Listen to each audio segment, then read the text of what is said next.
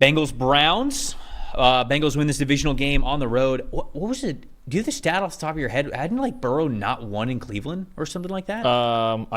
They said something. Has it been? Chad might be able to help us out with that. It had been like 7 or 8. I heard something about 2,500 days, like 7 or 8 years since they had won in Cleveland. Chad might be able to help us out for that. Cincinnati does get the win in this one at 21-14. Let's take a look at the top 5 graded players for the Cincinnati Bengals to start this off. Edge rusher Trey Henderson at the top of the list, as he often is, 85.5 grade there. Wide receiver T. Higgins with an 82.8. And then wide receiver Jamar Chase with a 76.8. Defensive tackle B.J. Hill with a 71.5. And then there he is, rookie Chris Jenkins getting a rep here in the top 5. We'd love to see it. 70.7. Quarterback Joe Burrow in this game, a 67.5. And then on Cleveland's side of things, their top cornerback Denzel Ward was the top graded player in this game at a 90.2, excuse me. Linebacker Jeremiah Owusu-Koramoah with an 85.6, and then linebacker Jordan Hicks with an 81.0. Edge rusher Myles Garrett with a 79.2, and then offensive tackle Jack Conklin back in the lineup here. Good to see him there. 73.7. Deshaun Watson, before popping his Achilles and being out for the year, as it has been confirmed, 77.9 passing grade in this one. That was disappointing for me. I wanted to jump into that because that was one of the things that was the most impressive for me. That's also kind of like a most disappointing, a little hybrid here. Browns passing game actually wasn't bad in this one before Deshaun gets hurt. 15 for 17, 128 yards, and a 78.1 passing grade for Deshaun Watson. Who knows what the future holds for him with the Cleveland Browns now that he is out for the season. I don't really know why Dorian Thompson-Robinson was the QB2. Never really made sense to me. Jameis comes in, looks a lot better, grades a lot better. I don't know why a lot of things are happening in Cleveland. I think this will be Jameis's team at quarterback moving forward, and we'll see if we can get a bump. But the most impressive is the fact that, hey, Jack Conklin was back out there along the offensive line. We talked about how they need to get healthier in that area. Nick Chubb was back out there as well. No Amari Cooper, obviously, but the pass game was sort of humming when Deshaun was out there before he got hurt. So we'll have to monitor that moving forward. But a stat that told the story for you in this game, what do you got? So, yeah, I get it with the Browns and the pass game and all that. One thing I'm watching with the Bengals every single week, because we know Burrow and Chase and Higgins are really good. By the way, I found the stat. First win for the Bengals in Cleveland since 2017. That was the last time. Wow. Yeah. Yep. It's 2017. It's been 7 years since they won in Cleveland. Andy Dalton led them 31-7 over the Browns. What was they doing in 2017? Playing a lot of Fortnite.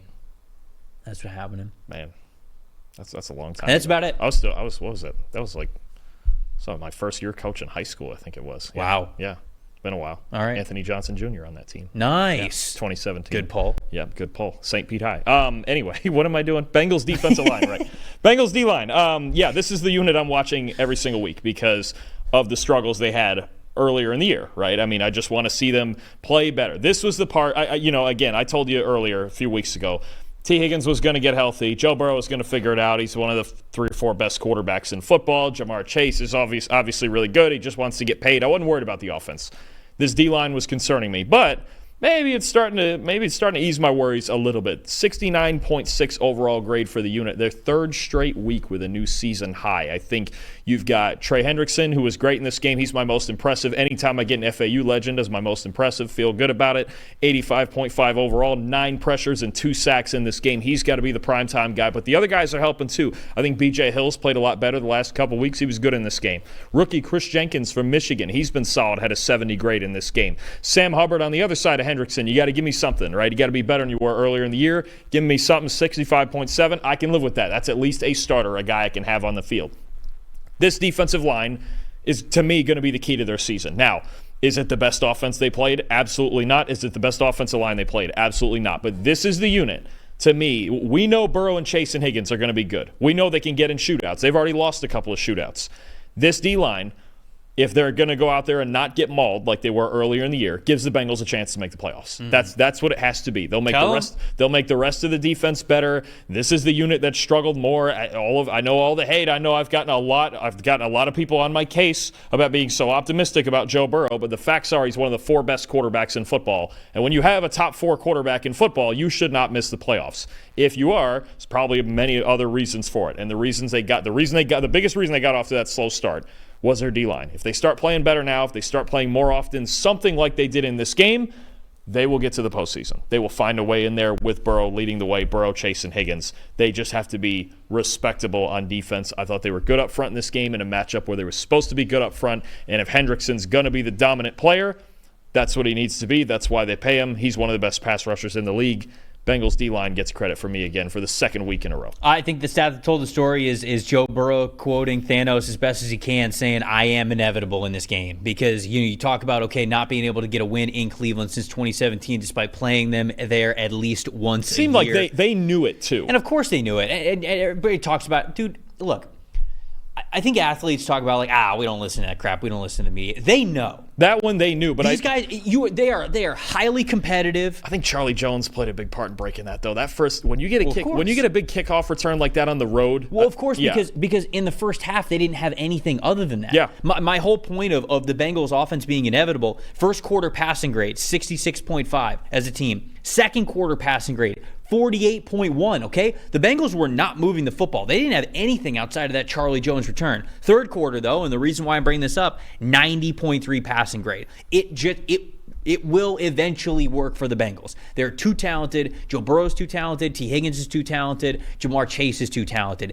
It will eventually break. You're not going to hold this version of the Bengals. Maybe the version of the Bengals that we saw through the first 1 or 2 weeks in the season that sort of wasn't ready for the NFL season to start, that's a different story. But the Bengals that we have right now in current day, you're not going to be able to hold them out for 4 straight quarters. It's just not going to happen. They're going to break loose on you. It's just a matter of how often they do it through a 4-quarter stretch. This one, it took to the second half, but they were able to break the levees and the floodgates were able to open for that offense specifically in that fourth quarter. So I agree with you completely. That is the stat that told the story, is that Cleveland was able to hold them pretty well, but once it came down to, hey, they don't really have any quarterbacks that are going to be able to play well enough for them in the second half, and the Bengals offense figured it out as we knew that they would. That's how you get the difference in this football game. What about you? What's the most disappointing? I think we should run to, because you already talked about Hendrickson. Yeah, I mean, no matter who the Browns quarterback is, and we don't even know who it'll be next week, realistically, they have to be able to run the ball. And once again, they just didn't look. 21 carries for 77 yards in this game, but 46 of those 77 were on 2 read option keeps by Dorian Thompson-Robinson. So otherwise, there are 19 other carries.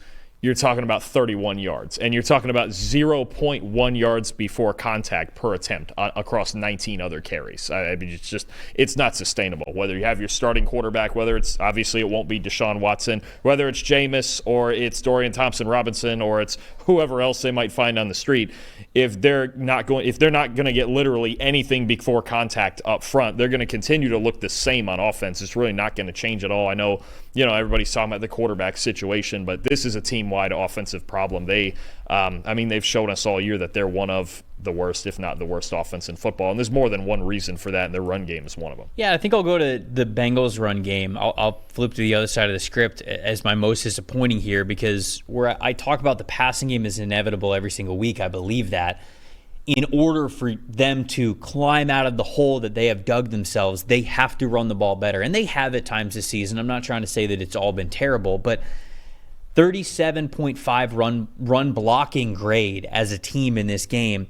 Giants were the only team this week that was worse. I mean, it has to be way better than that. They're going to have to rely on the run game a little bit more than they do now. Right now, I think, sure, you want to have the ball in Joe Burrow's hands as much as possible, but to me, if you're going to complete this comeback and make it into the playoffs, you've got to get a little bit more from specifically the guys up front when it comes to run blocking. So, just thinking, is there a trade? Are there any running back trades to be made? Is there someone they could go and get?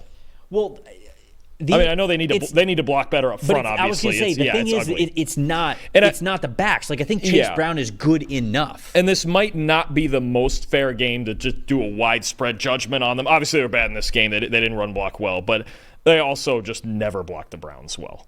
Right? Not many do. Yeah, not many do, and especially the Bengals. So it's part of the reason they haven't won there since 2017. It's just a thought I had. I'm like, is there somebody they could add to add a spark to it anyway, even if it's somebody who could maybe run on the outside? But no, you're absolutely right. There wasn't a whole lot of balance. And you mentioned it. They didn't score an offensive point in the first half of this game. If they didn't have Charlie Jones with that opening kick return, this game could have looked a lot different. Hey, look, Walt brought up Corey Dillon earlier in the show.